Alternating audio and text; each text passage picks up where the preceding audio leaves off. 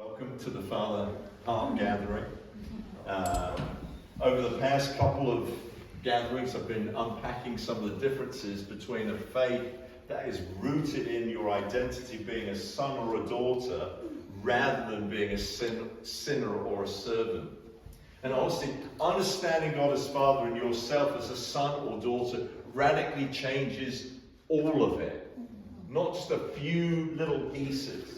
I think sometimes we've thought in the body that the message about the Father's love is just about getting healed up emotionally. And it's so much bigger than that.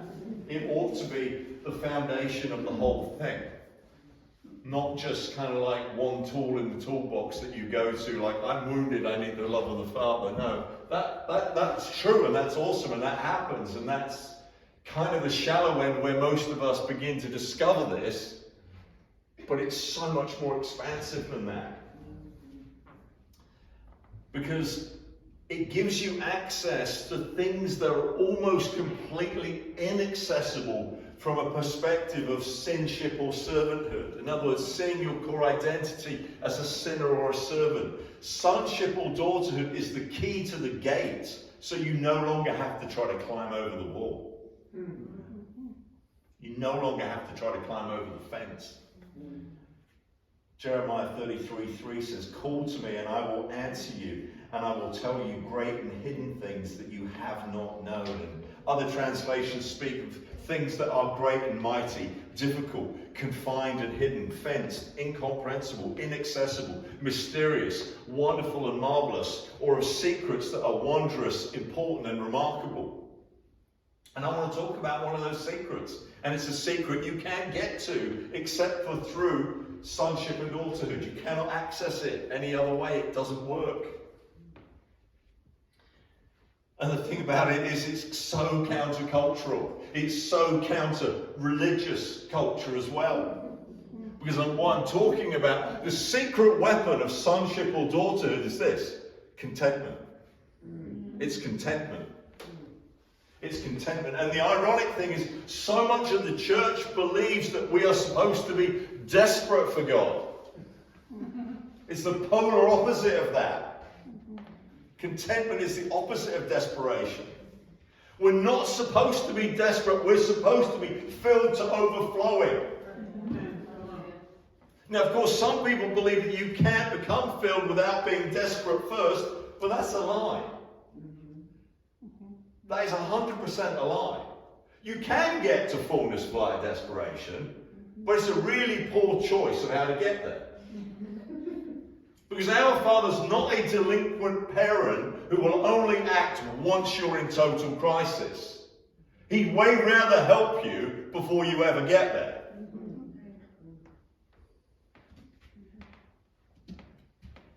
See, what we've done is we've taken a biblical concept and we've shoved the wrong label on it. The path to fullness doesn't go through desperation, it goes through hunger and thirst.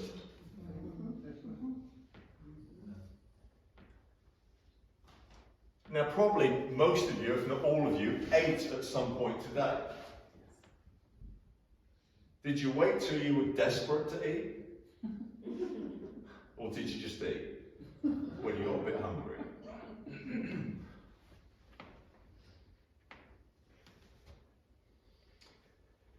And just think for a minute about all the bad things that people do, that we do, because we haven't been content.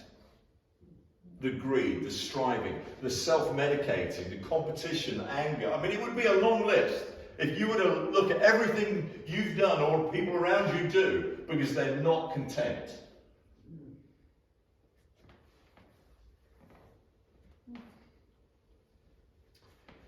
But contentment is more or less unattainable except by sons and daughters. If your core identity is that you are a sinner, you can't be content because you'll never feel like you've been righteous enough, or you'll never feel like you've repented enough. If your core identity is that you're a servant, you can't be content because you'll never feel like you've done enough, served enough, prayed enough. There'll always be another thing that you should have done. I mean, come on, it can't just be me that's been in those conversations where I have a problem and I shared it with someone and they've gone, did you do this? Did you do this? Did you do this? Did you do this? And the list just goes on. And if you say yes, then they just tell you to do even more of it.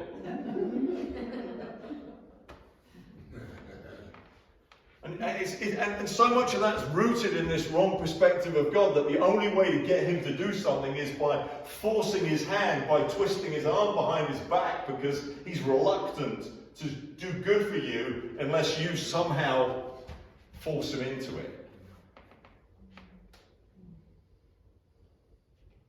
And if your core identity is that you're a consumer, you can't be content because you'll never feel like you have enough. Enough stuff, enough blessings. But sonship and daughterhood has a completely different testimony. And among other places, it's found in Psalm 131. Psalm 131. So I'm going to read it to you from a couple of translations, make a few really quick comments, and then I actually want to invite you to meditate through it with me, to pray through it with me. Because I'm not just trying to impart revelation tonight. What I'm trying to do is invite you into the space of the experience of what the psalm is talking about. And that's an entirely different thing. So let me read it to you. Drew's displaying the NIV up on the screen. So Psalm 131, a song of ascents of David. My heart is not proud, Lord. My eyes are not haughty. I do not concern myself with great matters or things too wonderful for me. But I have calmed and quieted myself. I am like a weaned child with its mother. Like a weaned child, I am content. Israel, put your hope in the Lord, both now and forevermore. The Passion Translation says it this way. Psalm 131, my heart is meek, a song of the stairway by King David. Lord, my heart is meek before you. I don't consider myself better than others. I'm content to not pursue matters that are over my head, such as your complex mysteries and wonders that I am not yet ready to understand. I am humbled and quieted in your presence, like a contented child who rests on its mother's lap. I'm your resting child, and my soul is content in you. O people of God, your time has come to quietly trust, waiting upon the Lord now and forevermore. See, contentment is available to us when we approach our Father in a childlike way, when we allow ourselves to remember that we're not in charge. He is. It's when we let go of trying to control that we can trust. And it's when we truly trust that we don't need to have all the answers. I mean, so much of the time we get stuck, we're like Peter in John chapter 13, during the foot washing. And he says, no, I don't want that, Jesus, stop it, don't do it. And Jesus has to say to him, I think it's in verse 7 of John 13, you don't understand now what I'm doing, but later on you will. Peter wants to cooperate with Jesus to the threshold of his understanding. You're going to miss out on almost everything that God has for you, every adventure, if you limit it to based on your understanding. When he speaks to you, when he wants to do something and you say, explain it to me first, and then I'll cooperate, you can pretty much forget doing anything supernatural ever. Because he will not play by that set of rules. He invites us to step into the place of trust, and then things unfold from there.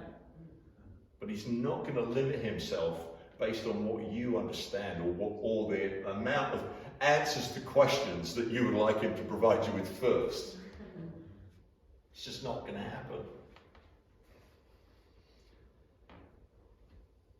It's when we let go of trying to control that we can rest in trust. And when we truly trust, we don't need to have all the answers. We can wait for it, operate by faith. Now, I had this tiny flashback just the other day of myself as a young boy. I was maybe, 7, 8, 9 years old. And I was out somewhere with my dad. I think we were probably on vacation.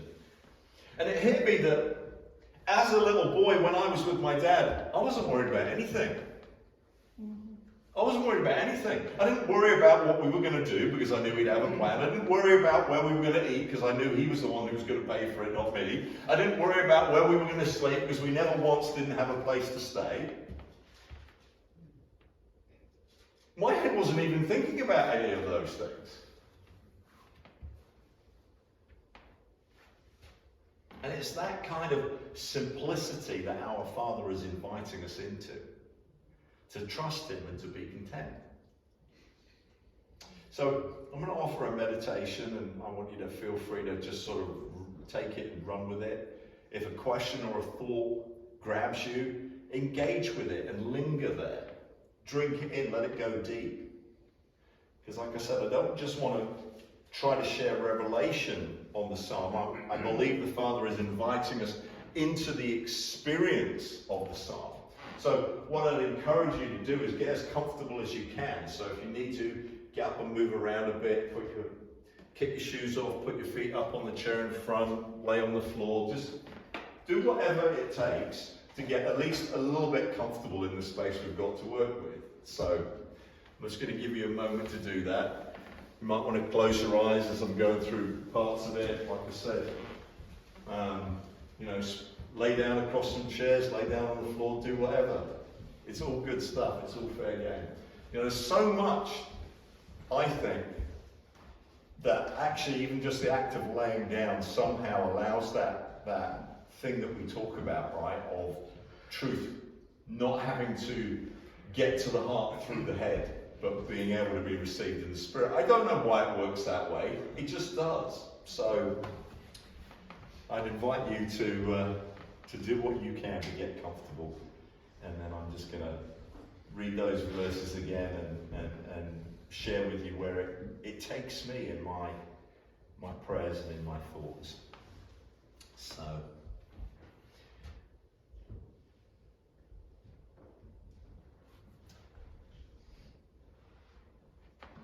Psalm 131, beginning at verse 1.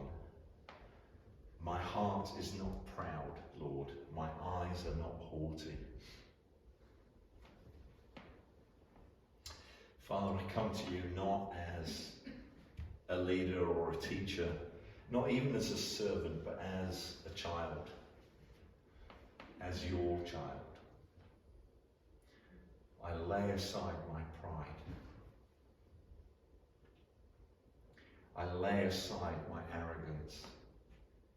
I lay aside any attempts to find my identity in my intelligence or my accomplishments or any other place, any other vain place. I lay aside my ambitions and my judgments. I turn my eyes away, Father, from envy of others or disdain of others. I have no axe to grind, no point to prove. I put on the yoke of Jesus, humility and intimacy.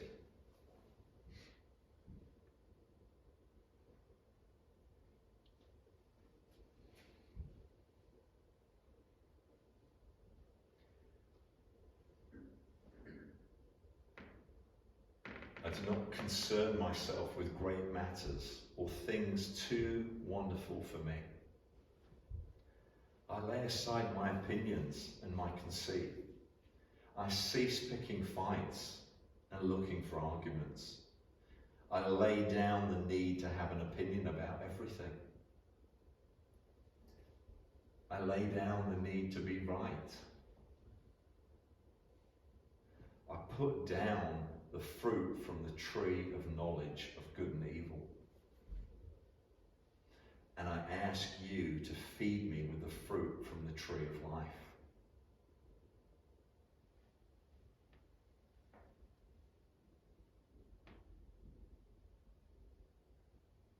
Just picture yourself making that exchange.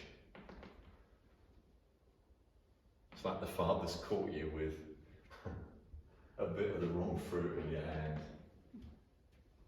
And instead of running and hiding and doing the whole fig leaves thing, you just hand him that fruit and let him give you a better one.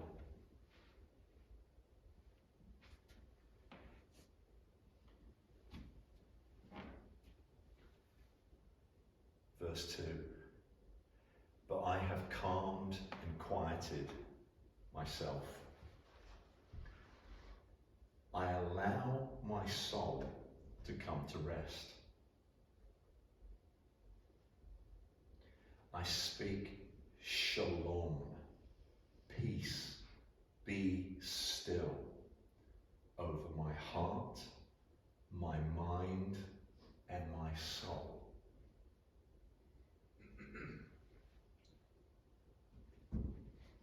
Let the waters of my soul no longer be like a raging ocean of waves, but instead let it become like a tranquil pool.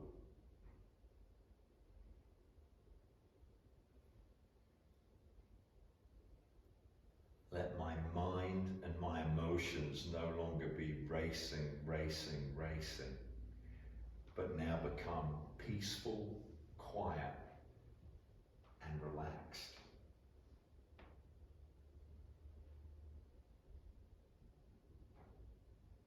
I'm like a weaned child with its mother.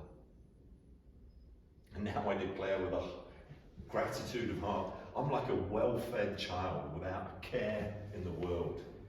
I'm full, satisfied, and snuggled up to you, just like a child cuddled up to mum. For you have been good to me.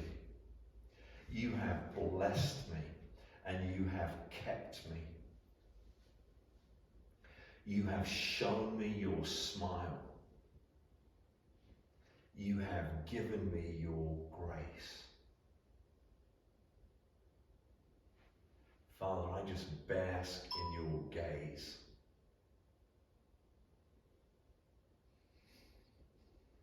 I bask in your gaze. I rest in your peace.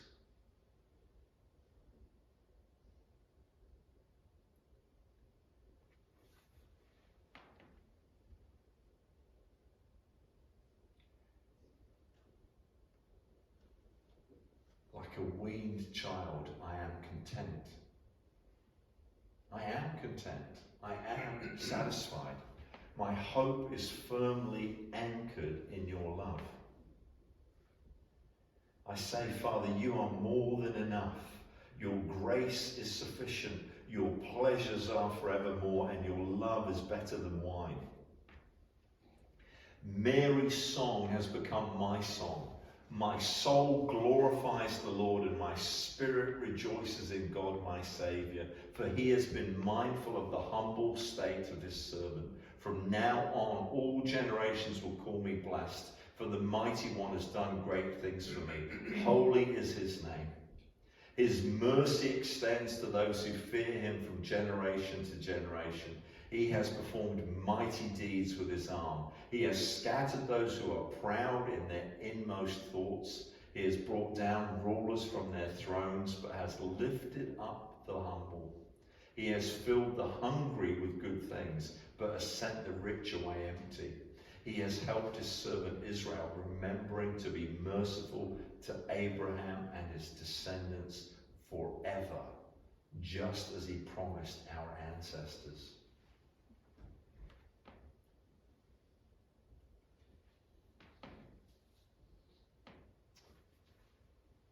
Verse 3.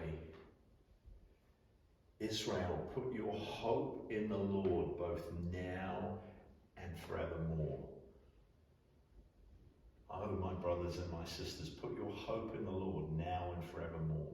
In repentance and rest is your salvation. In quietness and trust is your strength. His yoke is easy and his burden is light. Let him teach you the unforced rhythms of grace. Let him teach you the joy of intimacy, the rest of abiding, the laughter of love.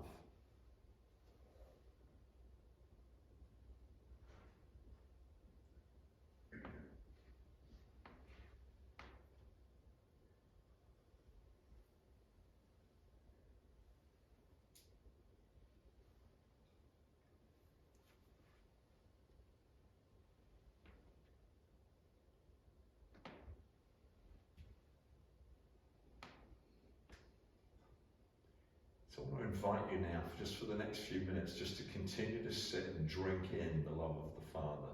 Continue to receive this shalom. Let him pour his wholeness into every broken place, every sad place, every painful place.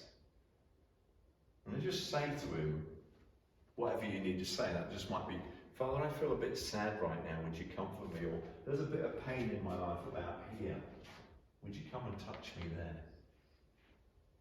Because he's going to lift off trauma. He's going to lift off stress. He's going to lift off depression. Those things get run out of town by the love of the Father. Contentment overwhelms desperation. Fullness replaces hunger. Peace washes away anxiety. Fruitfulness banishes barrenness. And life comes, and love comes.